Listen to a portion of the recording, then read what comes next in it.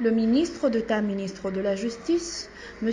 Constant Moutamba, a reçu ce lundi 24 juin 2024 la délégation de plateforme de confession religieuse qui est chapeautée par son éminence l'archevêque président Ejiba Yamapia. Une réunion qui s'est articulée sur le point essentiel, sur l'ordre et l'assainissement des tenues de culte en République démocratique du Congo, suite à la suspension du Forio 92 par le ministre de la Justice. L'objectif de la visite, Son Excellence, Monsieur le ministre d'État en charge de la Justice, nous avait conviés pour que nous puissions voir que faut-il faire pour assainir la situation des cultes en République démocratique du Congo, notamment ce qui concerne la nuisance sonore.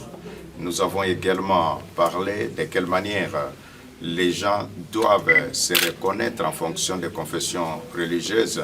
Cela permettrait que les mesures qui sont prises pour la mise en veilleuse des F92 ou l'abolition de l'octroi des F92, que les gens puissent être derrière la confession qui les représente, et cela permettra à son Excellence de voir dans les jours à venir comment est-ce que, s'il y a de nouvelles personnalités juridiques à accorder, il les fera. Et puis, à l'issue des échanges, nous nous sommes également accordés de la mise en place d'une commission paritaire. Nous allons envoyer quelques experts et puis ceux du ministère de la Justice, et les deux vont mettre en place un cadre de concertation qui permettra à son Excellence de pouvoir mettre les choses en ordre dans le secteur de culte, de ce que nous pouvons appeler la régulation.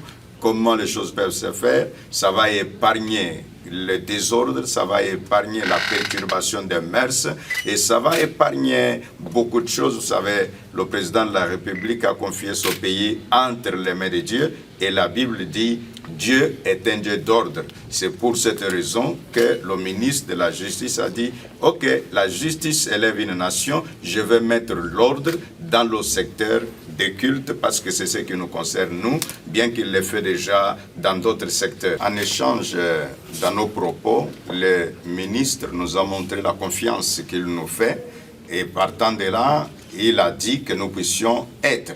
Et nous aussi, nous avons accepté que nous serons le porte-parole, nous allons ensemble, main dans la main, avec le ministère, mettre de l'ordre sur ce point-là.